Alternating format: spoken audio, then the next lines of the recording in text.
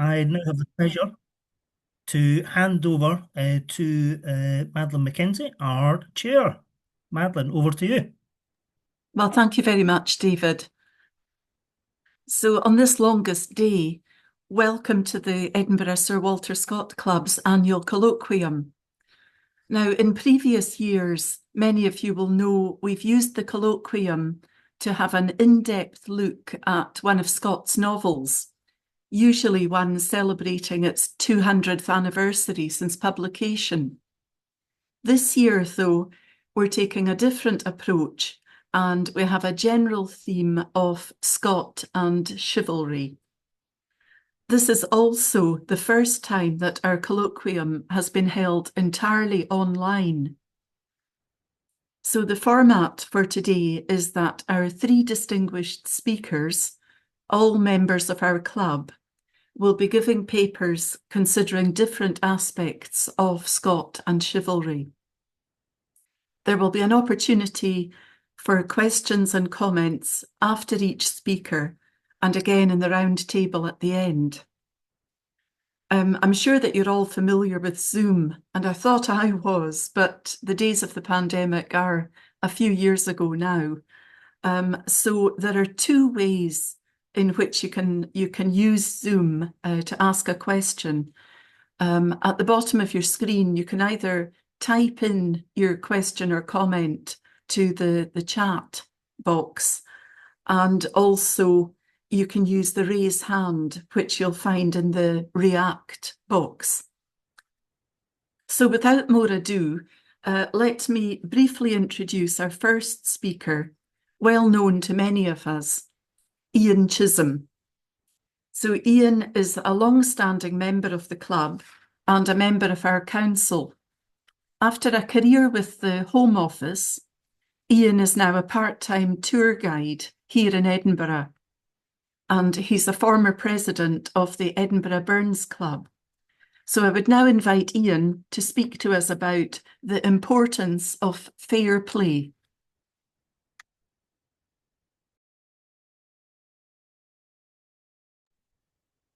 Right, thank you very much, Madeline.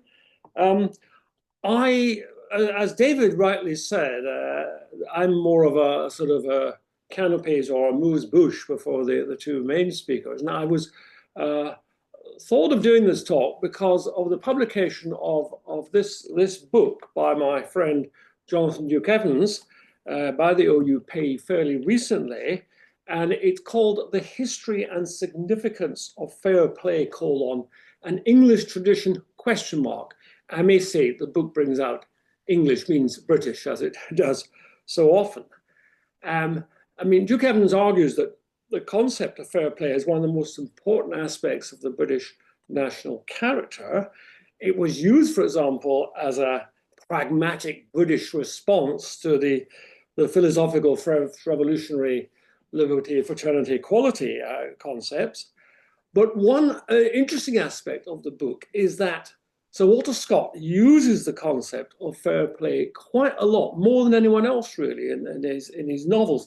And of course, this is now possible to work out because of the digital versions of the books, and you can therefore search for the references to fair play. And there are a lot, but just to give some statistical analysis on one or two examples, and many of these examples are what I'd call fair play Scottish proverbs.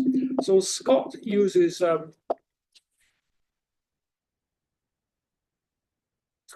in Heart of Midlothian, for example, he uses the concept several times, and one reference is, "Time's about fair play, you'll ken now what hanging's good for." And again, in the same novel, Jeannie Deans says, "There may be good in him yet, thought Jeannie. I will try fair play with him."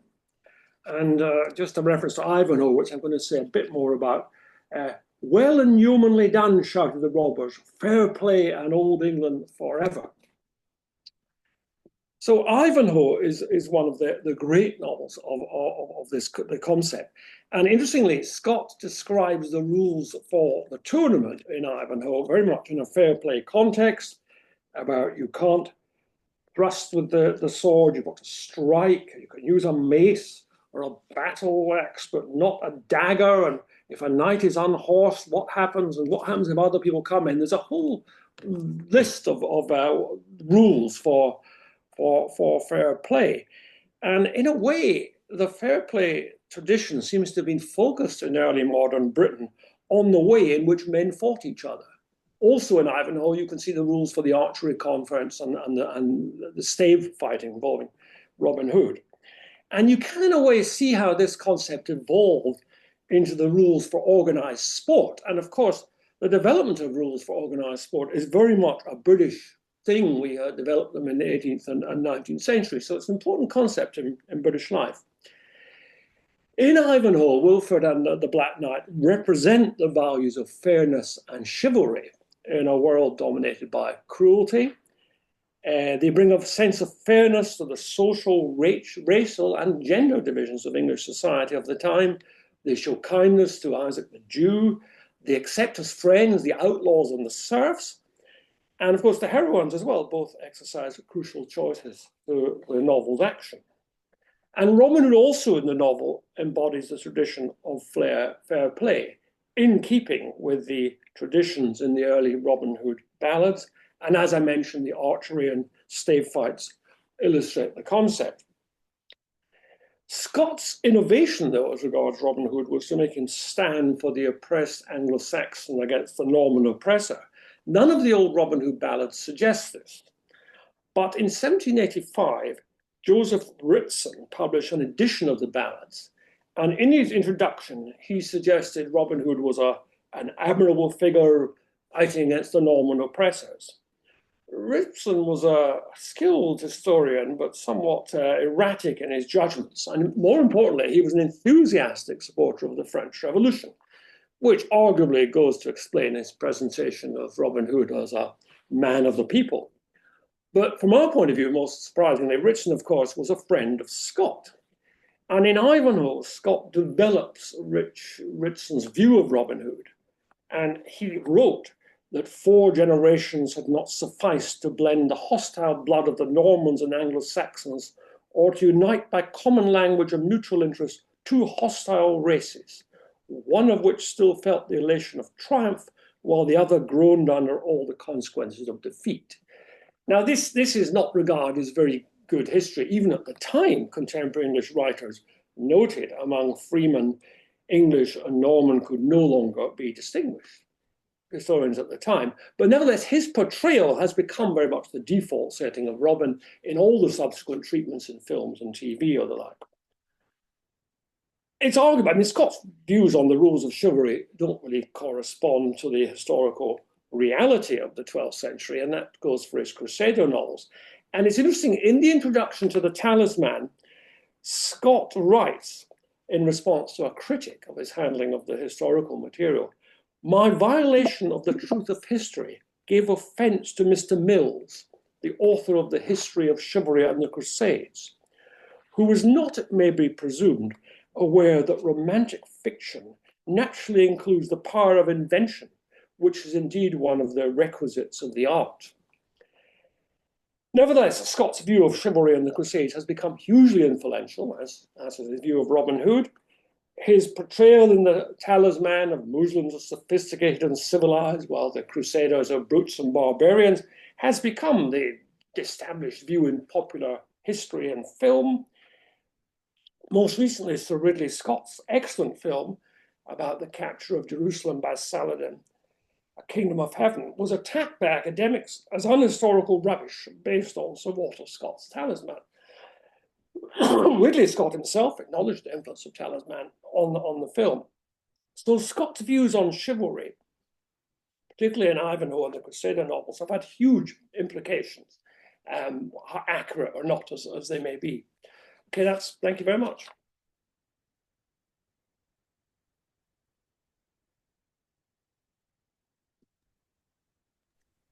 So thank you very much indeed for that amuse-bouche, Ian. Yes, yes. And there's time now for any immediate questions or comments. If anyone has anything they'd like to ask of Ian or that can be rounded up at the very end.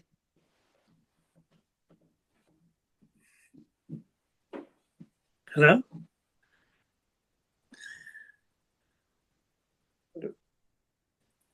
Yes, I don't think we've anything in the Sorry, I chat. think Ian Torrance has got his hand up. Oh yes, sorry. Ian, thank you very much indeed. That was extremely interesting. In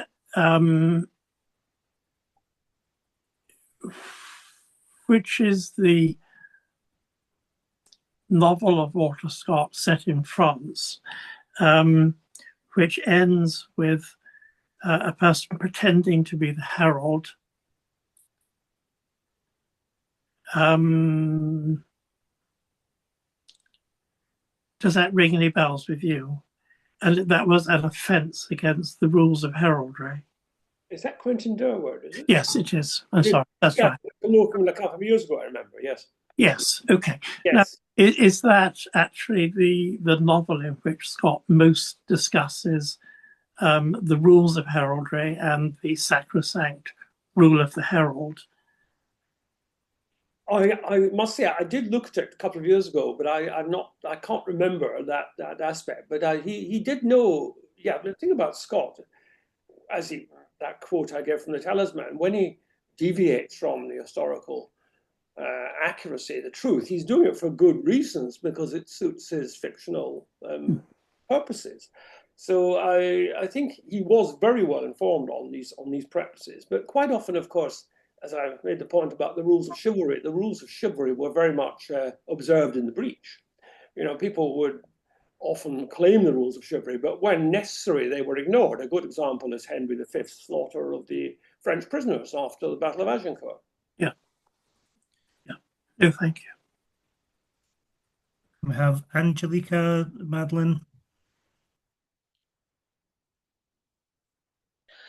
Hi there. As someone quite new to Scott, actually, I've noticed in many of his books lots of references to Shakespeare. I wonder on this issue if Scott had much knowledge about Chaucer and the Knight's Tale, which has such a lot of definitions of chivalry within that tale.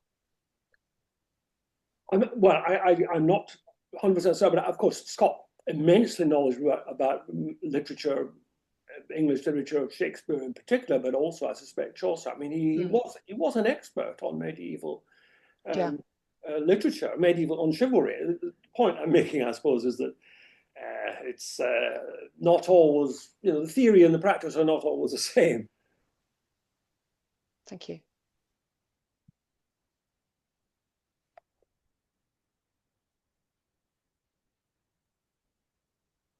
Thanks. I'm not seeing any other questions or hands raised at the moment. So I think we'll thank Ian again, and we'll press on now with our second speaker. And I'm delighted to introduce Dr. Robert Irvine, Reader in Scottish Literature at the University of Edinburgh. He's currently working on a new edition of The Lord of the Isles for the Edinburgh edition of Scott's poetry. So Robert's going to speak to us on the character of chivalry in the Betrothed, and I'll hand over to Robert now. Thanks. Thanks, Madeline. And thanks to the club for inviting me to give this talk, David in particular. Thanks for giving me an occasion to read The Betrothed, which was a new one for me. So really enjoyed discovering this novel, and I hope my enthusiasm communicates itself in this talk. I've got pictures, so I'm going to share my screen with you now. There we go. I can make that. Yes, there we go. Fantastic. So this paper falls into two parts. First, I'm going to introduce an issue in relation to how protagonists, characters, are presented in Scott's novels set in the 12th century, which include Ivanhoe, of course, as well as the tales of the Crusaders. Then in the second part, I will look more closely at this issue in the case of the Betrothed. Now, there we go. So in the essay on chivalry, published in 1818, Scott defined medieval chivalry in terms of two things, one bad and one good. The bad thing was that chivalry put professional warriors in the service of religious fanaticism, which led to pointless bloodshed of the Crusades. The good thing was that it put those professional warriors in the service of women, the defense of the sex in general, says Scott, as well as the worship of a particular lady. I start with this point because the Betrothed puts these two demands in opposition to one another. Hugo de Lacy, Constable of Chester, has become betrothed to Evelyn Berenger, the orphan 16-year-old chatelaine of the Garde Douloureuse castle in the debatable lands in the Welsh borders. She is 16, as I say, he is 45. So an inappropriate relationship, I think we'd say today. But Hugo has made a prior promise to the church to go off on the Third Crusade. This novel set 1188, 1189, and the church will not release him from that promise. So off he goes to Palestine. Now, Scott was not the first person to say that the respect for women in modern Europe was a legacy of the Middle Ages, was a legacy of the chivalric code, the respect of men for women. The reform-minded John Miller of Glasgow University and the conservative Edmund Burke both agreed that the present age, modern Europe, owed this respect for women to the Middle Ages, to chivalry, in a way that made modern Europe different from their emphasis on different from Rome and Greece, but also, of course, increasingly this was used as a distinction to assert Europe's superiority over other parts of the world. Now, I want to turn from that to a different sort of connection made between women and modernity, made more recently, specifically in the context of the history of the novel. And this is in the work of Nancy Armstrong. Characters in novels, says Armstrong, are typically identified with their inner lives, their qualities of mind, she calls them, rather than with the social position or function that they occupy. This starts with 18th century novels and female characters, paradigmatically Richardson's Pamela and Clarissa. But by the 19th century, readers expected this sort of interiority, a sort of insight into the thoughts and feelings of characters from male characters as well. So the modern individual, says Armstrong, with their inner private thoughts and feelings that may well be at odds with the social place in which they find themselves, is first imagined in novels as the individuality of women, specifically middle-class women, before this model is extended to men as well.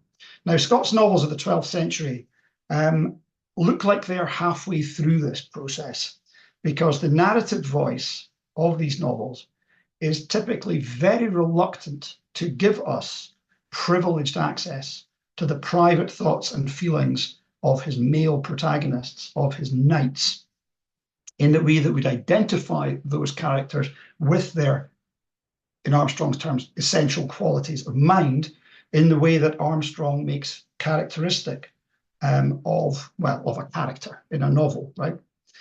For example, a sentence like this: Ivanhoe was too good a Catholic to retain the same class of feelings towards a Jewess, the same, that is, as he's supposed to have towards Rowena. This sentence seems to cue up a representation of Ivanhoe's feelings, maybe a revelation of a bit of internal conflict in Ivanhoe's mind. But this passage immediately swerves away from Ivanhoe and instead reframes this observation as something that Rebecca has foreseen and has motivated her action. We're being told about Rebecca's qualities of mind here, not Ivanhoe's. Ivanhoe just feels what a Christian is supposed to feel. So Rebecca can simply read off Ivanhoe's feelings towards her from what she knows about his religious identity. No kind of special access on the part of the third person narrator is required to tell us this about Ivanhoe. Instead, this passage carries on to tell us more about Rebecca's internal feelings. She sighs internally, we're told. And these are feelings which cannot simply be read off her publicly acknowledged religious identity as a Jew. So Rebecca here has the sort of internality that Armstrong ascribes to the character in the novel in general, the modern private selfhood that she credits the novel with helping to construct. Ivanhoe just doesn't have that sort of interiority, right? Here's another example, this time from The Talisman, one of the novels we're celebrating today. Let us not disguise the truth from our readers, says the narrator at the start of this paragraph. That's a bit much, isn't it? Because actually the narrator is disguising an awful lot of truths from the readers in the course of the novel. This is only chapter 4. It's a long time before we discover who Sir Kenneth actually is. It's a long time before we discover who the Emir Shirkoff really is. But what we're offered here is a very different sort of truth from the real identities of princes in disguise, which of course is also a major feature of Ivanhoe. I'm going to come back to this. Instead, the truth that readers are being offered here is a story about what is happening inside Edith's heart and mind. The events of Edith's story include her becoming aware of sentiments, moments of emotional resistance to the demands of her social position, a thought that occurs to her. Okay, these are things that happen in this novel, and they're happening inside Edith. We don't get anything like this with Kenneth. Kenneth's great crisis is not a matter of his internal experience of his thoughts and feelings. It is a trial where he must choose between two duties, two knightly duties, two ladies on the one hand, to King Richard on the other, when he's guarding the flag in the Crusaders' camp. The sort of choice that Hugo also faces when he's forced to choose between his two knightly duties, on the one hand to his fiancée, on the other hand to the church in The Betrothed. So that brings me to The Betrothed, where we find a novel that's really fascinating to read, I think, in relation to the two novels I've already discussed.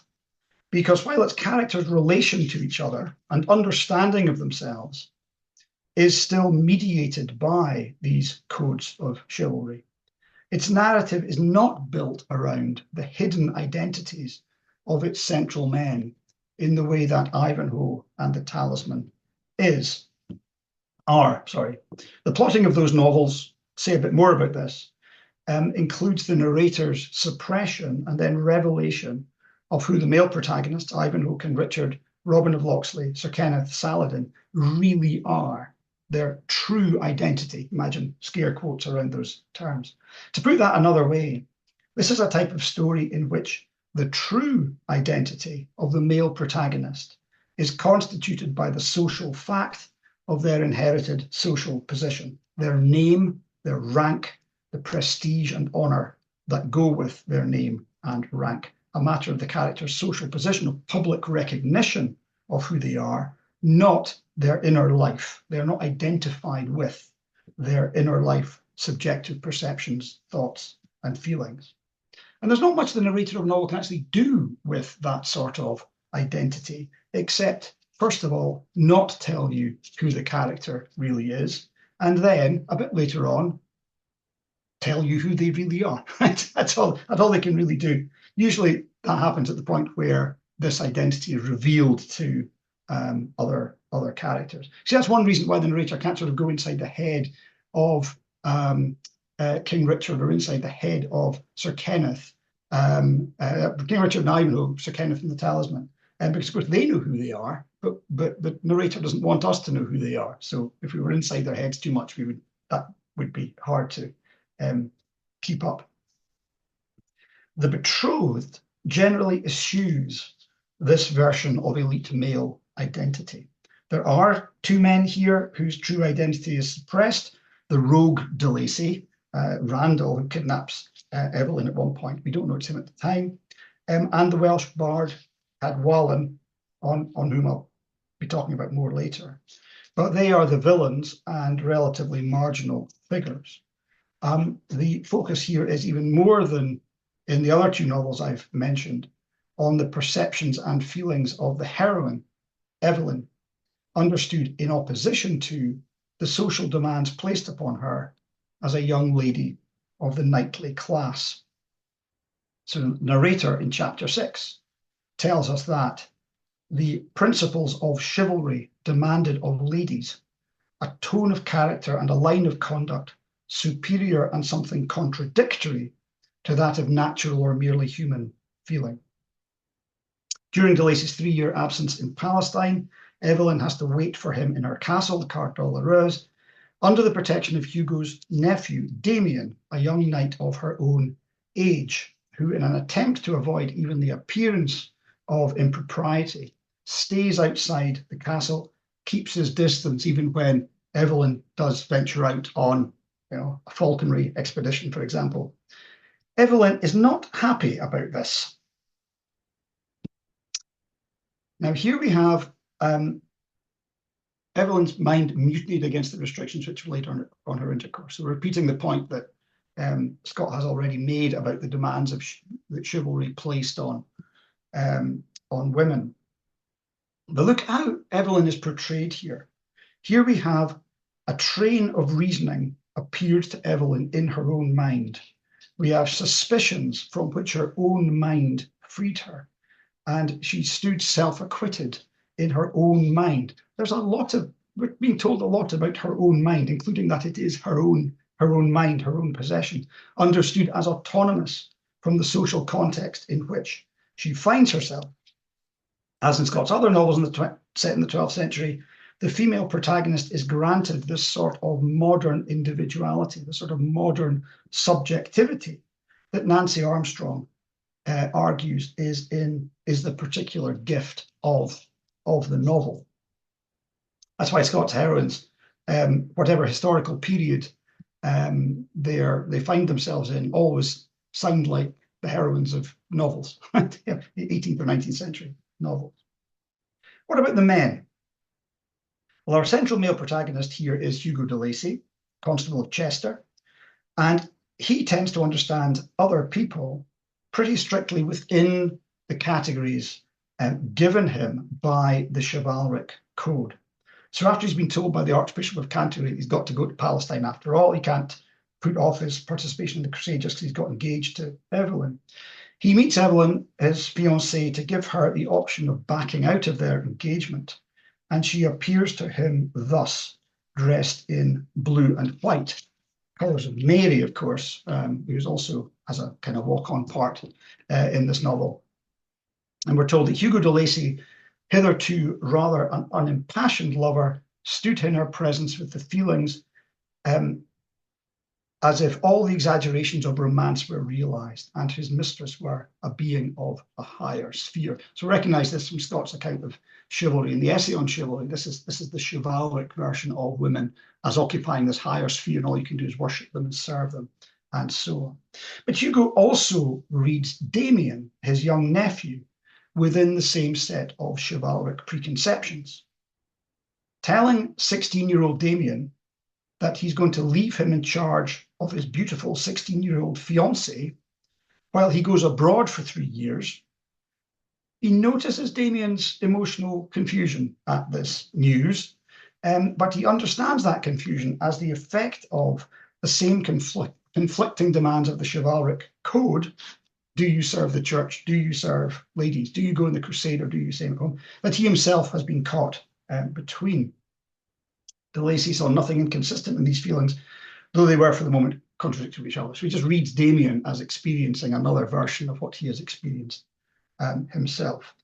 Hugo here reads off what Damien is feeling from his social position, a young knight, just as Rebecca reads off from Ivanhoe his feelings simply from his position as a Christian, except that Rebecca is right about Ivanhoe. There really isn't anything else to Ivanhoe apart from that. Whereas Hugo is wrong about Damien. Damien's confusion is, of course, a result of his already being in love with Evelyn. Now, in the previous chapter, Hugo was presented with this correct way of understanding his nephew's feelings when the Breton minstrel Renaud Vidal, sounds like a hairdresser, he's actually a Welsh bard, the Welsh bard Cadwallon in disguise, as we'll find out later, sang to Hugo the story of Tristan and Isolde, literary smash hit, of course, in the late 12th century. After which Hugo has some dreams with some confused idea of being identified with the unlucky Mark of Cornwall, cuckolded, of course, by Tristan. Now, here's an example of the omniscient narrator giving us access to Hugo's feelings, which are not simply the effect of the chivalric code. But notice how the feeling that the narrator ascribes to Hugo here, shame, or a feeling like shame, is here explained as the effect of his unwillingness to acknowledge his own unpleasing sensations. Not only are other people opaque to Hugo because he's trying to read them through this chivalric code, he's also opaque to himself, right? He also doesn't understand or can't recognize his own feelings, and for the same reason, at least at this point. In any case, he seems to have forgotten about the whole Tristan story when he talks to Damien the next day and tells him that he's being left behind to look after Evelyn. But of course, by the time Hugo comes back from Palestine 3 years later, everyone in the Welsh marches just assumes that Damien and Evelyn have been up to the old Tristan and Isolde behind Hugo's back, a belief confirmed by Evelyn's insistence on taking Damien into her castle to recuperate after he's been wounded, rescuing her from the Welsh. What is worse, Damien's attempt to protect the country folk from their more brutal feudal overlords has resulted in his implication in a peasant revolt, a very interesting connection with what happens at Torquilston in Ivanhoe. The castle has been stormed by the forces of Henry II. Damien is in chains. This is when Hugo comes back after 3 years. And Evelyn has been sent to a convent. Now, I've discussed the ways in which the narration of these novels grants to female protagonists a sort of self-conscious interiority, which they typically don't grant to the male protagonists. I'll finish my account of this novel by discussing 2 conversations between men at the end of the novel, which I think thematize this formal problem. That is, they take this problem in how the story is narrated and they put it in the story as something being confronted by the characters. First conversation. In a country devastated by a popular uprising and its brutal suppression, burnt-out cottages, dead peasants scattered across the country, caused implicitly by his own absence. And at this point, this novel gets a bit Percival, it gets about Fisher King, the wasteland. Hugo gets the bad news. Hugo's just come back from Palestine, gets the bad news from Renaud Vidal. Remember, this is Cadwallon, the Welsh bard, who's planning to assassinate Hugo for killing his former lord, Gwenwyn. The bad news is that his nephew and his fiancée have been shacked up par amour, says Vidal, and that this nephew has been attainted for treason. The minstrel watches this. Renaud watches Hugo in a very interesting way here, watching his reactions to this news. He dropped at once the cynical tone and with an air which even approached to sympathy, informed him of the evil news which he had collected during his absence.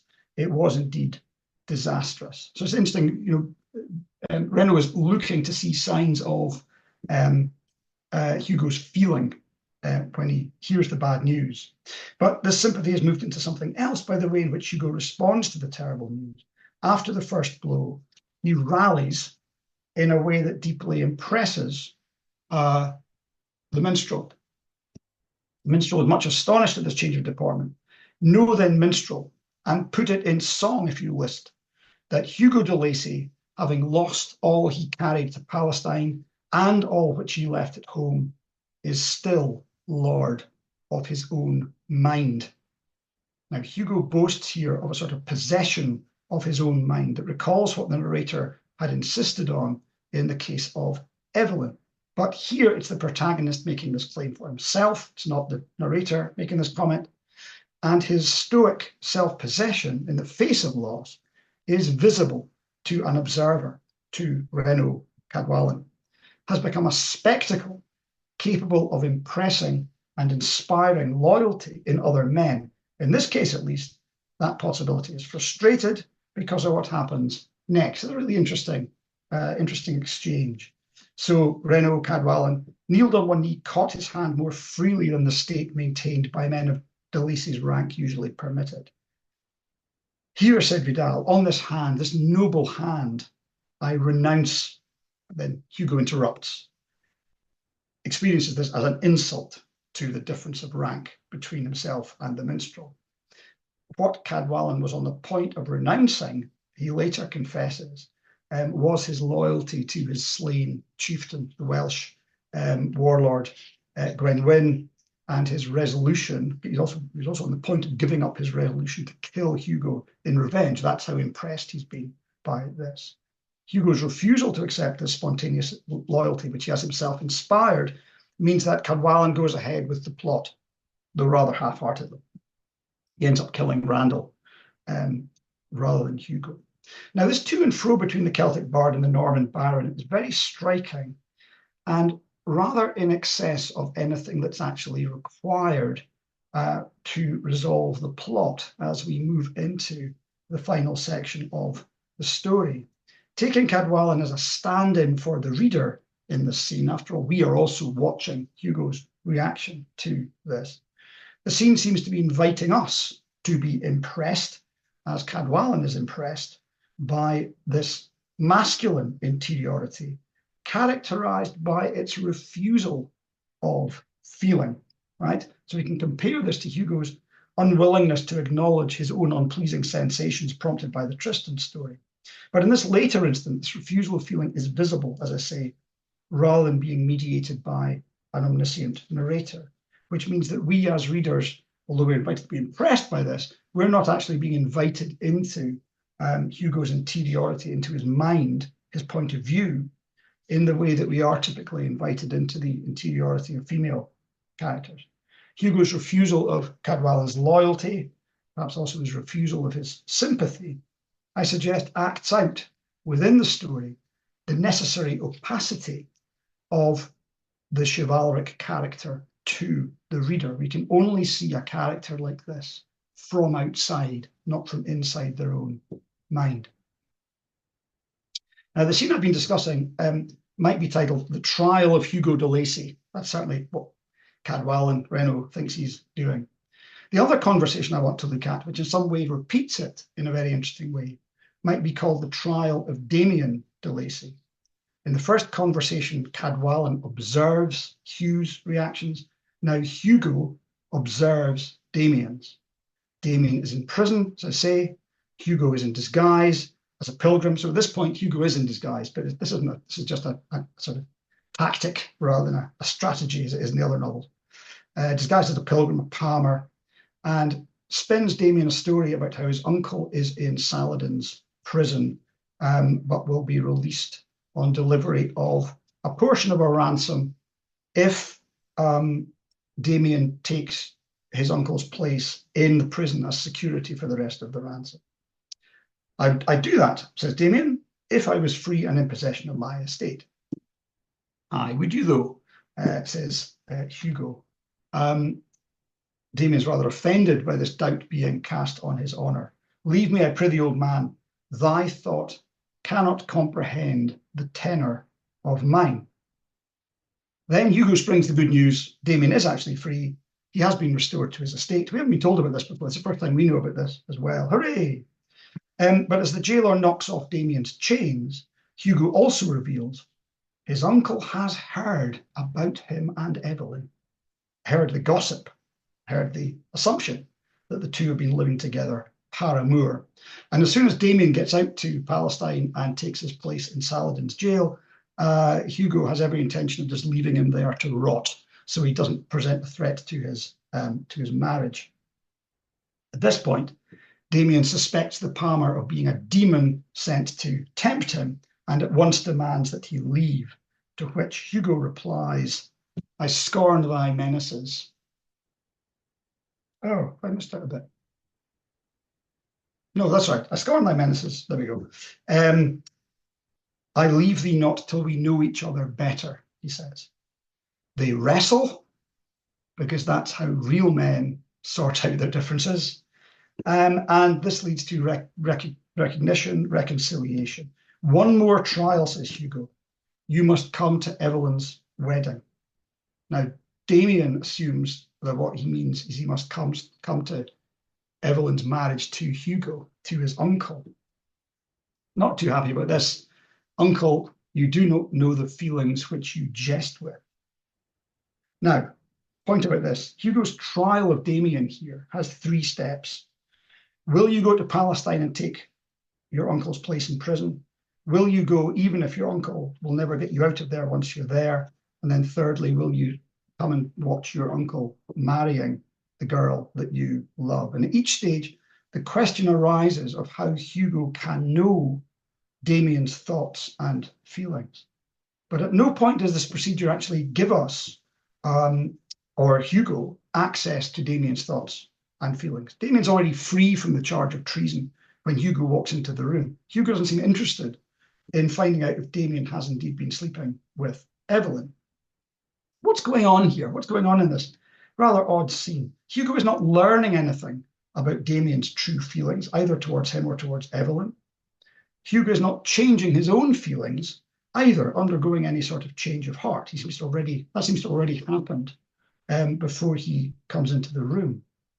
Rather, Scott ends this novel by contriving a scene in which a bond is re-established between 2 elite men, 2 knights, through the repeated confirmation that one cannot know the thoughts and feelings of the other. Thus, the scene is a repetition of the scene between Hugo and Renaud, except that where the bond with Renaud had to be rejected because it crossed the difference of rank between them, here the bond is re-established because it's also a re-establishment of these men's common elite status as knights. We live in a society which valorizes, to perhaps a rather exaggerated degree, openness about our feelings. We're constantly being told we have to talk about our feelings to each other. But then I think Armstrong would say that's because our attitudes have been deeply shaped over the last 3 centuries by the novel. By refusing such openness to his medieval knights, Scott demonstrates that how we experience our own feelings is in fact the effect of history. It is mediated by our culture. But at least in The Betrothed, a story replete with the potential for tragedy, he at least contrives to give this unpromising reality a happy ending. Thank you.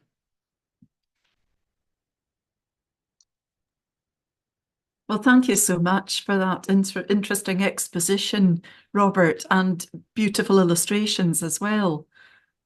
Now, I think that David has put a helpful comment into the chat for us.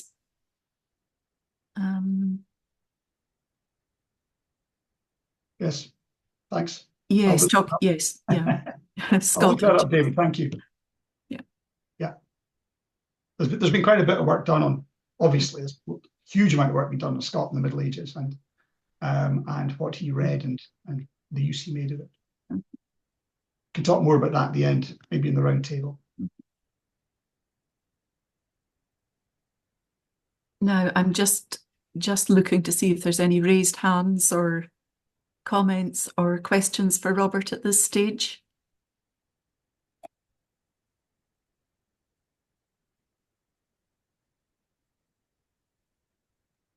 No. Yeah. Leave them till I'll still be here at the round table. Time for the round table. Thank you. So we'll now move on to our third speaker today, and I'm delighted to introduce Angelika Cowell, a historian who currently teaches history in Bristol Grammar School. She has an interesting past and served as an education officer in the Royal Navy for 9 years, and has also taught in international schools in Vietnam and Italy, as well as in schools in England. And her paper today is on the crisis of chivalry in The Bride of Lammermoor. So I'll hand over now. Thank you, Angelika. Thank you, Madeleine. The Bride of Lammermoor, published in 1819 and set around the time of the Act of Union, is much more than a Gothic tragic novel. On the theme of chivalry, Scott appears to present quite the opposite to how chivalry is portrayed elsewhere in his novels. Rather than the stay of the oppressed, the redresser of grievances, the curb of the power of the tyrant, to quote Scott from Ivanhoe, chivalry in The Bride seems to take dishonour, chivalry's antithesis, to an extreme. Tyranny wins the day, redress is impossible. Arguably, the concept of chivalry has affected our underlying societal norms from its medieval origins to today.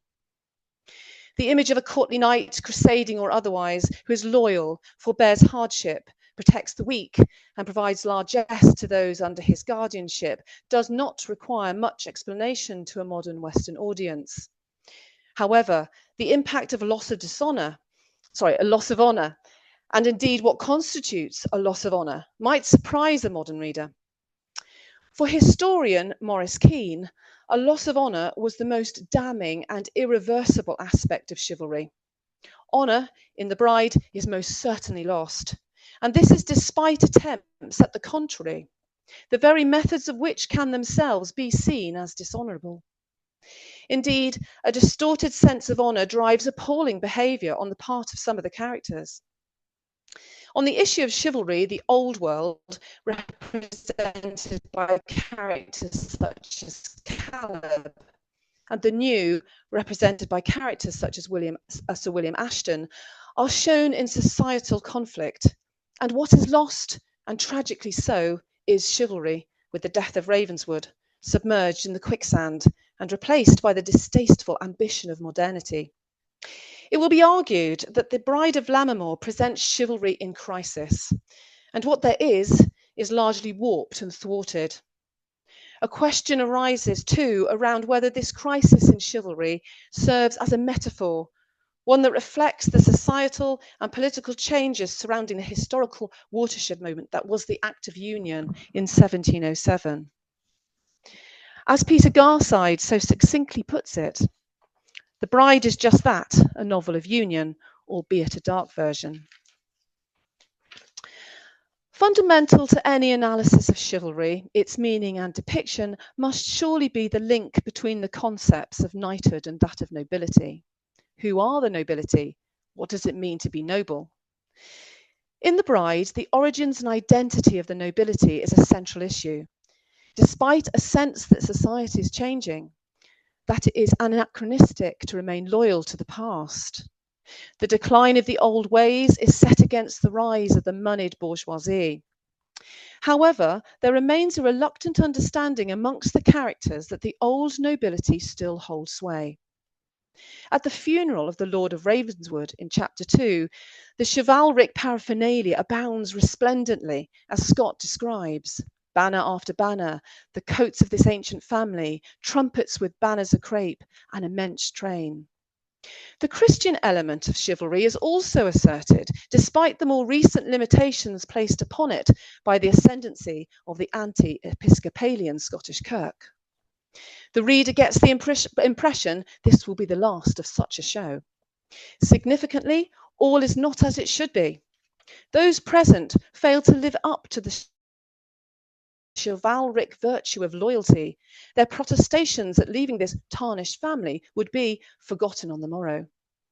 More especially, if politically necessary, some might even make a more solemn retraction.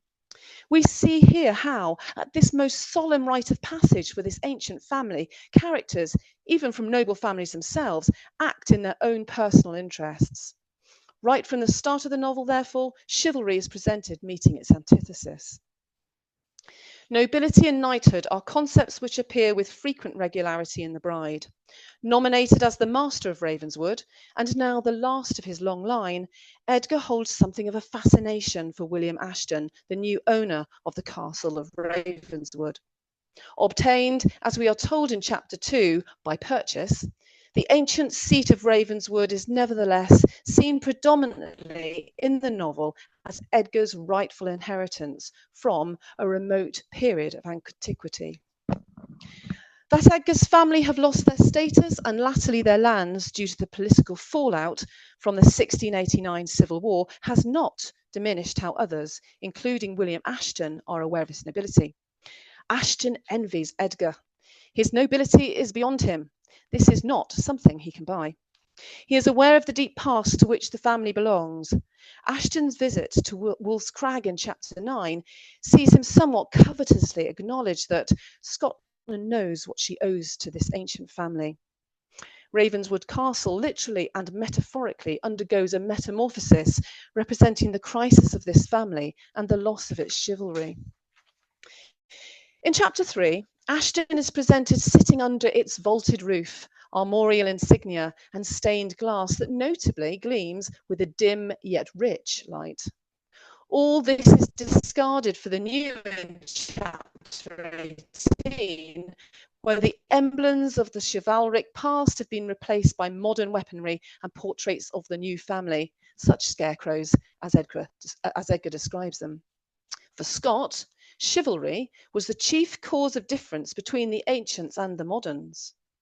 The change in The Bride from the old to the modern is portrayed through this decay of the chivalric age. The height of the crisis in the novel comes when the portrait of the malignant forefather, Melisius de Ravenswood, is seen hanging once more at Ravenswood Castle during the wedding feast of Lucy and Bucklaw, alerting the reader to the imminent tragedy that has been looming since the start. The old family has found its revenge against the new bourgeoisie, despite Edgar's prevarication, but there will be no happy ending and no battlefield honour. He will die, the end of his line, an invisible death, in the sands of Kelsey. The modern world will win the day. William Ashton's character is presented as the antithesis of the chivalric hero, despite his attempts to hide his true nature and to give the appearance of being a lord of justice and truth, one worthy of the Ravenswood association. Scott rather lathers it on when it comes to Ashton's lack of integrity, cowardice, and political machinations. Every page in which he appears is filled with biting irony and the language of falsification. The phrase "as if" and others of this grammatical nature, suggestive of his wish to hide his true self, are repeated throughout the novel. When suitably disguised as a stranger in chapter 9, in discussion with Edgar at Wolf's Crag, he professes to hope that the ancient family will be restored. Yet we know he only seeks to use Edgar's political connections for his own benefit. When Edgar reveals himself as the master of Ravenswood in this moment, Ashton, still hidden, begs pardon from Edgar because, as he says, "I did not know." There are few occasions when the reader is so clearly made aware of Ashton's capacity to deceive. Yet Ashton knows what virtue looks like, and this is the worst of his characteristics. In chapter 3, we see him planning to use evidence against Edgar to imprison him. Later, in chapter 17, he changes his mind as to how he can put this information to use and manipulates the situation so successfully that Edgar apologizes for doubting him, for the injustice he had done him, that his act was an act of generous, manly, and considerate wisdom. Ashton replies, "Each of us acted in his own way. You as a gallant soldier, I as an upright judge and privy councillor." The reader is likely by now to be aghast at this dishonesty. Here is a man on the make, as are so many in The Bride, but Ashton is even more so in the extent to which he will deceive for his own ends. If, as Keane sees it, a loss of honour is the greatest affliction that the chivalric code can suffer, then The Bride certainly indicates the crisis to which chivalry has succumbed. Edgar has made a sworn oath to continue his dead father's vow of vengeance vengeance on Ashton. Once having he becomes unable to fulfill this pledge. Alice, the last of the old family's feudal vassals, charges him in chapter 19 with being dishonourable for not upholding his oath of vengeance. Summing up the character of William Ashton as well as the dilemma Edgar faces, she declares, "Are you ready to live on his bounty, to follow him in the bypaths of intrigue, to gnaw the bones of his prey when he has devoured the substance? Can you say, as Sir William Ashton says, think as he thinks, vote as he votes, and call your father's murderer your worshipful father-in-law and revered patron? Master of Ravenswood, I am the eldest servant of your house, and I would rather see you shrouded and coffined."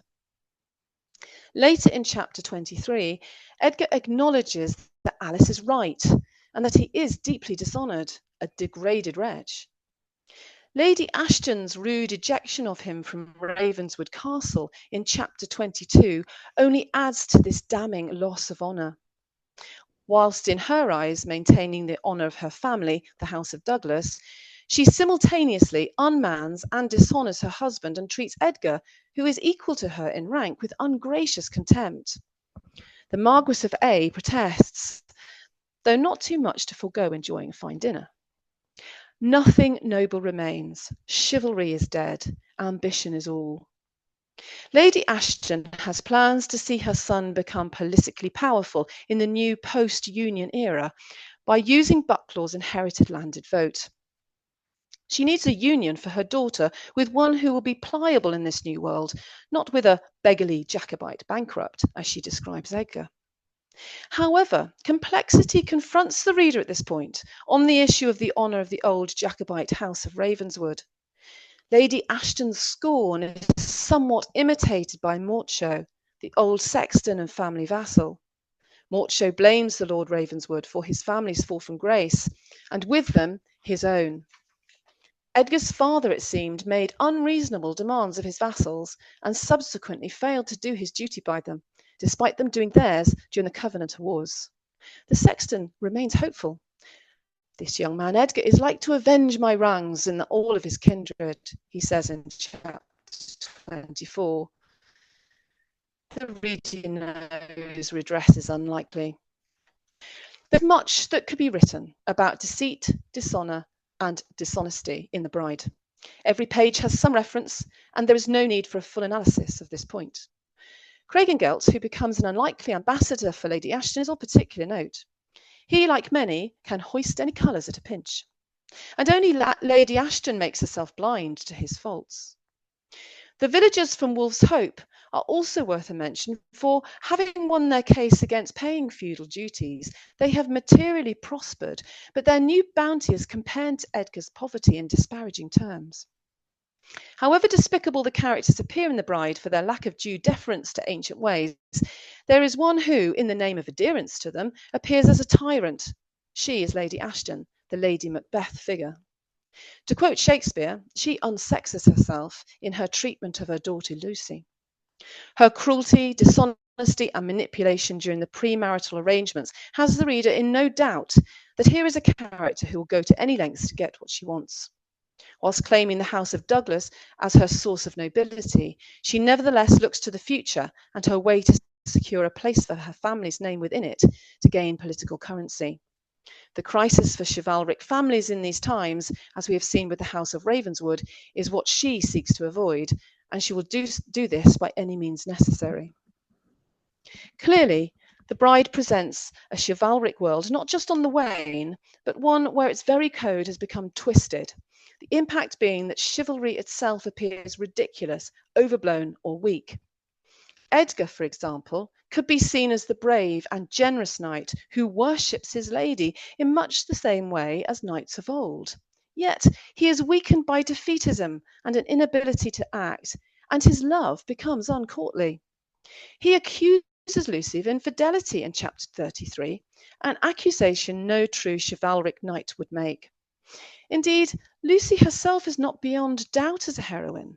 Henry, her brother, alludes to previous gentlemen with whom Lucy has had association in chapter 20.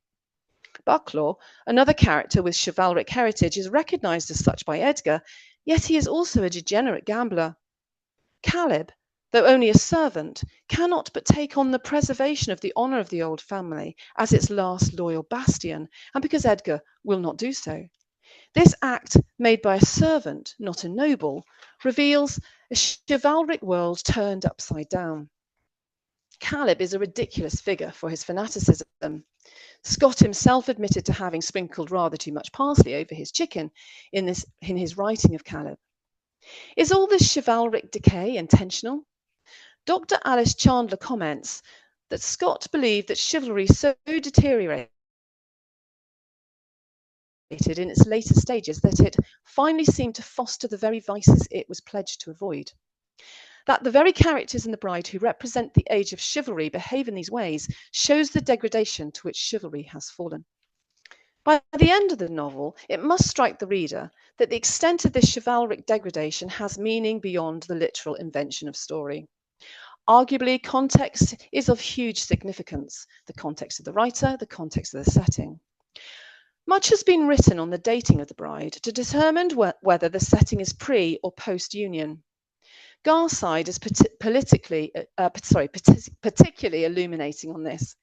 His analysis compares the first edition of 1819 with the later amended version appearing in print in 1830, possibly written at the end of 1828.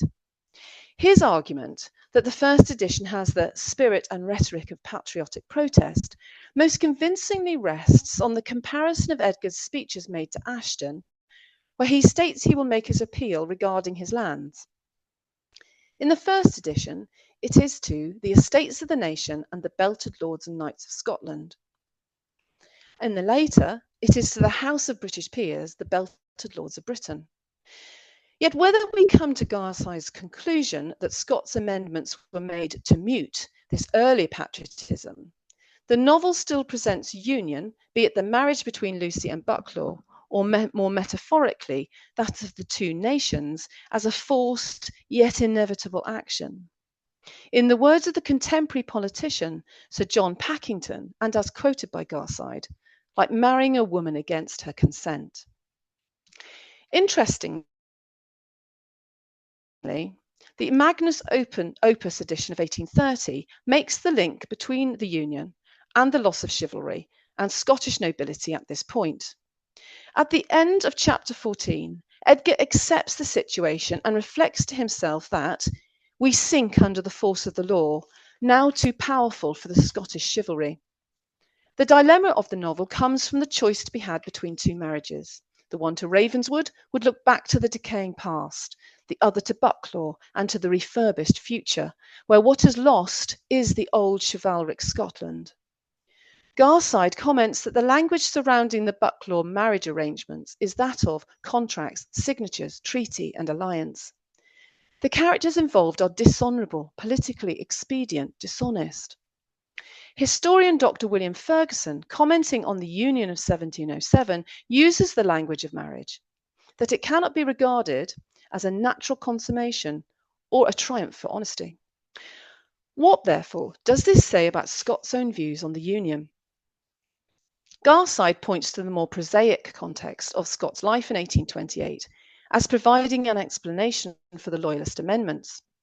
Whilst convincing, the argument does not detract from the novel's abundant examples of chivalry in crisis, nor the success of the metaphor as a comment on the Union. The traditional view, as espoused by Hugh Trevor Roper, asserts that Scott believed passionately in the Union. Henderson Scott dismisses this view as a widespread myth. If we look more closely at what Scott says himself, then Scott's view becomes clear. In a letter to Maria Edgeworth in July 1825, Scott wrote on the Union. He says this: "Had I lived in that day, I would have resigned my life to have prevented it, but which being done before my day, I am sensible was a wise scheme." Scott's acceptance is reluctant. Maury McLaren argues effectively that Scott hid his identity as the author of Waverley to protect himself from Hanoverian displeasure. He also explores how The Bride, having been written at a time of debilitating illness, presents Scott's true subconscious feelings about the Union. Scott's 1830 amendments might well have been made to reflect a positive post-Union world, one of British nationalism rather than Scottish patriotism. But in terms of changing the feel of the novel as an anti-union novel, he does not succeed. William Ashton, Lord Turntippet, Gerda, these are all men of their time. And these times are unhappy at worst, to quote Caleb in chapter 14, or slidery at best, to quote the agent of the Marquis of A in chapter 15. These times, as presented in The Bride, do not allow for virtue or chivalry, and what is presented is as a loss, not a gain. To conclude, according to Chandler, chivalrous society, typified by altruism and devotion, bound by loyalty and pledges, requires these to be honoured. In The Bride of Lammermoor, chivalry, according to those criteria, is presented continually and with a frequency that cannot be ignored in its degenerative form. Here in The Bride, we see freedom turned to turmoil, justice to tyranny, loyalty and honour is replaced with dishonesty, generosity with selfish individualism.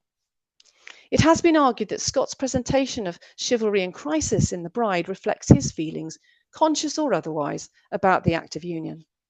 After all, as the final words assert about this tale of union, as told in The Bride of Lammermoor, it is an true tale.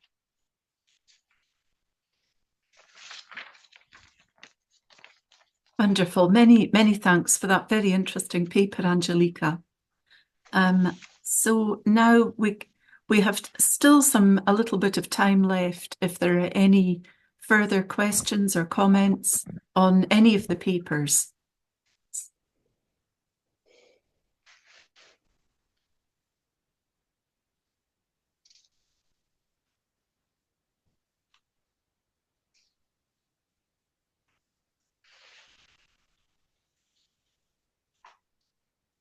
Penny's got her hand up. Yeah. So thank you very much. Very interesting. And it's a question to any of you, I think. To what extent did Scott's readers in the 1820s think of chivalry as a kind of a moral or ethical code in the past? Or to what extent did they recognize kind of economic differences in rank? I noticed, Bob, that you brought up Miller's essay on the difference in rank. I just wondered how a contemporary 1820s readership would have passed that idea of social class. Shall I go first? Yes, I mean yes. I mean, one of the things I didn't really talk about in The Betrothed is its representation of class conflict, because as well as the peasants rising up against the landowners, you also have the fascinating figures of the Flemings, who are very much spokespeople for kind of middle class bourgeois commercial common sense. So they're the other kind of agents of modernization in the place. I mean, I think what's happening is, as with so many of these things that Scott's involved in, is you've got a set of ideas and values and signs and symbols from an aristocratic social order that are being, rather than simply being sort of rejected, are being appropriated by middle class culture and made to mean something else, being appropriated for something else. I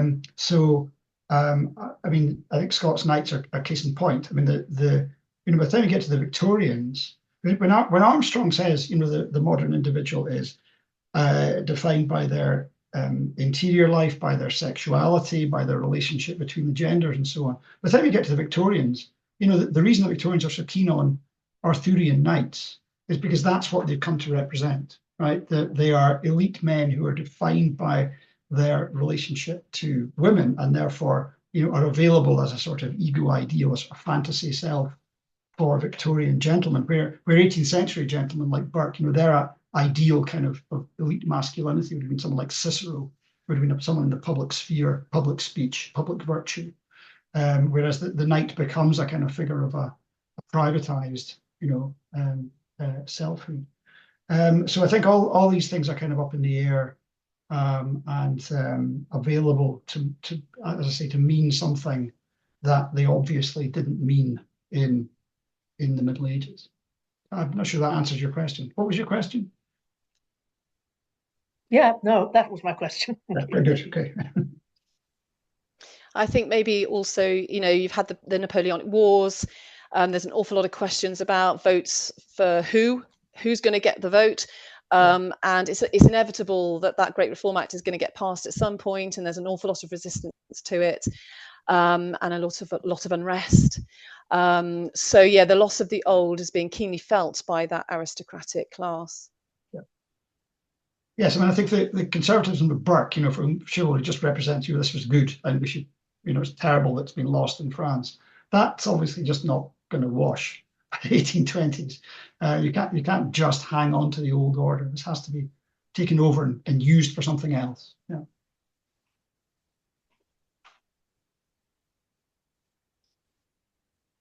Okay, thank you both. Any other questions or comments? We've not seeing anything in the chat.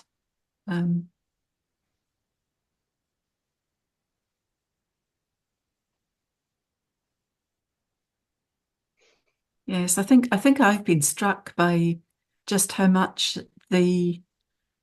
Scott's fascination with chivalry has had an impact on the structure of the novels, as well as influencing the actual plot and the way that the story is told. Yes, that's right. I mean, yeah. I mean, obviously, he is constructing his own version of the Middle Ages, but he is engaging with medieval texts as well. So, I mean, this business of the allusion to the Tristan and Isolde story is very interesting here, because, of course, Scott had published an edition of the only kind of Middle English version of that story, Sir Tristram, in 1804 or 5. It was before the last minstrel. And at that time, he's very, very keen that this should be this must have been a Scottish text. This must have been Thomas the Rhymer, right? Thomas the Versil'dhu, which means it would have been. He was from the 13th century, so it must have been the 13th century. Whereas here he's got that story being told, and it must have come from Scotland. Here he's got that story being told in the Welsh marches in the 1180s. So he's sort of obviously given up on the idea, or not. I mean, the things that have come out in the scholarship since then, since the edition, that have revealed that can't be the case. So yes. So no, I mean, he's really, he is. He knows his stuff, which means that when he's making stuff up, he knows he's making it up. He's not just getting things wrong. He's choosing to be creative with his sources. Yes, thanks so much. And not quite on point, Angelika, but I think I'd read that the Bride of Lammermoor is based on an actual story, a real life story. Yes, that's right. Oh no, it's definitely based on a true tale. I was just making that link with it could also be about the Union.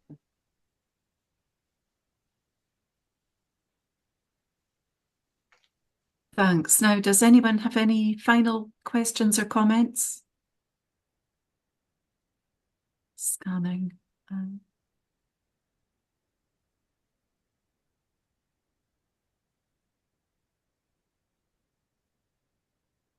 Thank you. In that case, I think I'll hand over to David to offer a vote of thanks. Thank you, Madeline, and thank you, everyone. I'll keep this brief, but I did want to close off on a positive note and to thank a few people.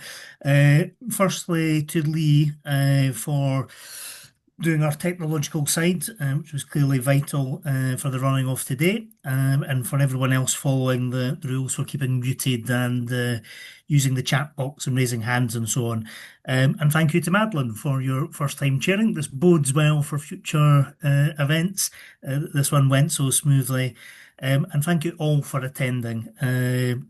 it was somewhat of a change of plan. People responded well to the switch online. So thank you for that as well. But of course, the main and final thanks goes to our three speakers. Three quite different speakers, but I think who harmonised very nicely to help us think a little bit differently and more deeply about chivalry in Scott in a number of different contexts. Ian, you were more than an amused bush. You filled our plate, I think, with many morsels. I liked starting off with Scott and militaristic, developing into the more modern sporting rules and practice. Scott's interest, of course, in both these fields, making it interesting. It was good to have that reminder of how he helped transform Robin Hood into that more heroic kind of figure, using the chivalry and fair play to do that. So a great start to get us going.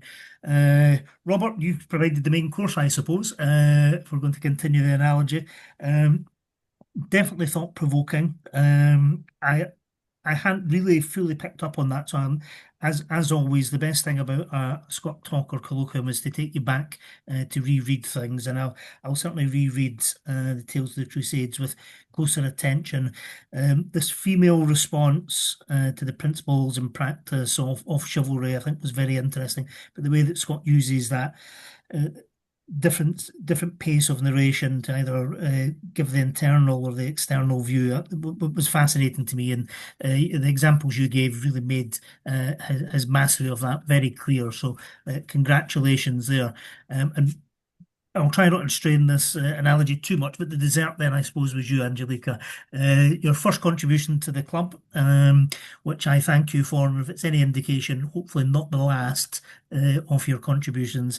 You're most welcome to join the club and participate in such a good way. Again, another thought-provoking opening up of Scott's works. The Bride of Lammermoor, I think many of us read, perhaps more so than the Tales of the Crusades, but you still give us a chance to look at it in slightly different light than perhaps we may have picked up in the first time. And I very much enjoyed your thoughtful insights into the kind of the crisis in chivalry, the decay of chivalry, but also that contextualizing within the union and different types of union as well. So all three speakers, I think, bringing originality and thoughtfulness to their examinations of Scott and chivalry. And I'm sure the rest of the audience, I don't know if you want to unmute to join me in clapping or use the little icons there to join in, but I'm sure I speak for all of the attendees today to say thank you so much for your three valuable contributions. You've made it a very interesting and memorable occasion. So thank you so much.